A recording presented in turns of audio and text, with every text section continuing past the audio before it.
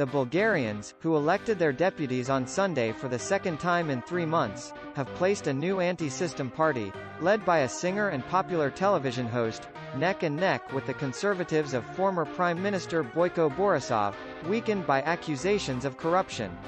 According to the various polls at the exit of the polling stations, the two formations were credited with 21 to 23% of the votes, all against a background of strong abstention. This is a clear setback for Mr. Borissov's Gerb, who had obtained more than 26% in April, while the populist party of Slavi Trifonov, baptized "There is Such a People," ITP, makes a breakthrough, compared to 17.6% achieved previously. Will the parties succeed this time in agreeing to form a coalition? In the opinion of the experts, Boyko Borissov will not govern because he is isolated, even if Gerb were ultimately to come out on top.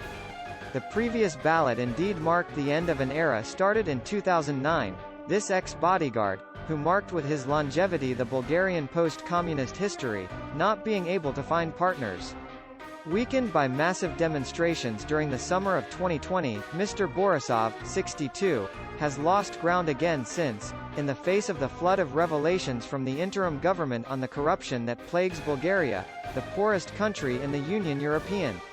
What chaos they sowed, he denounced while voting at midday, in a yellow shirt and jeans, considering himself targeted and threatened by the investigations.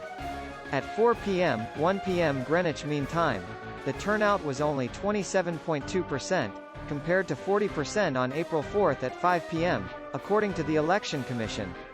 In question, the numerous departures on vacation, and the installation of voting machines in most of the offices which could discourage the elderly or illiterate voters, commented Julius Pavlov, the director of the Center of Analyses and Marketing to Sofia, contacted by AFP. In the capital, voters oscillated between optimism and resignation.